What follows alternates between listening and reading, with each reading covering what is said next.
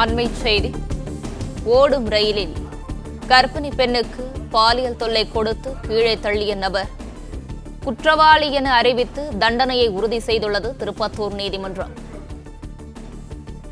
கடந்த பிப்ரவரி மாதம் வேலூர் கேவி குப்பம் அருகே ஓடும் ரயிலில் கர்ப்பிணி பெண் பாலியல் தொந்தரவுக்கு ஆளாகி கீழே தள்ளிவிடப்பட்டார். ரயிலிலிருந்து கீழே தள்ளிவிட்டதில் கர்ப்பிணிக்கு கை கால் முறிவு ஏற்பட்டு தலையில் பலத்த காயம் ஏற்பட்டதில் ஹேம்ராஜ் என்பவன் கைது செய்யப்பட்டான்.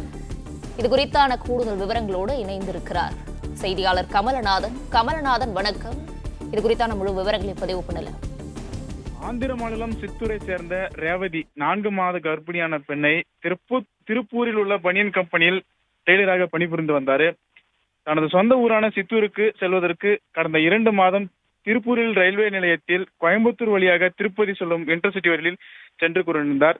அங்கு கழிவறைக்கு சென்ற ஒருவர் தொடர்ந்து பாலியல் தொல்லை கொடுத்ததாக கூறப்படும் நிலையில ஆத்திரமடைந்த அந்த நபர் 4 மாத கர்ப்பிணி வேலூர் கேவி குப்பம் பகுதியில் ரயிலை கீழே தள்ளிவிட்டு காட்பாடி நிலையம் வந்ததும் அந்த நபர் இறங்கி சென்றுள்ளார். இச்சம்பவம் குறித்து ஜோலார்பேட்டை ரயில்வே காவல்துறையினர் தகவல் தெரிவிக்கப்பட்ட நிலையில கர்ப்பிணியை மீட்ட ரயில்வே துறையினர் வேலூர் அடுக்கம்பாரி அரசு மருத்துவமனையில் அனுமதிக்கப்பட்ட நிலையில் படுகாயமடைந்த கர்ப்பிணியை ரயில்வே குற்றங்களை செய்யும் பதிவேடு குற்றவாளிகளின் புகைப்படங்களை காண்பித்து ரயில்வே போலீசார் விசாரணை செய்த போது ஹேமராஜ் என்பது கண்டுபிடிக்கப்பட்ட நிலையில் இதன் வழக்கு திருப்பத்தூர் மாவட்ட நீதிமன்றத்தில் நடைபெற்று வந்தது. இதன் காரணமாக திருப்பத்தூர் மாவட்ட நீதிமன்ற நீதிபதி மீனாகுமாரி ஹேமராஜுக்கு தண்டனை உறுதி செய்துள்ளார்.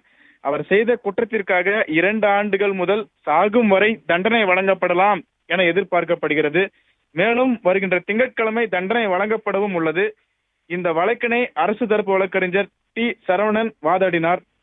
மேலும் ஹேமராஜ் பாதிக்கப்பட்ட பெண்ணுக்கு தமிழக அரசால் மருத்துவ செலவும் பணமும் வழங்கப்பட உள்ளது தகவல் வெளியாகியுள்ளது என்பது குறிப்பிடத்தக்கது.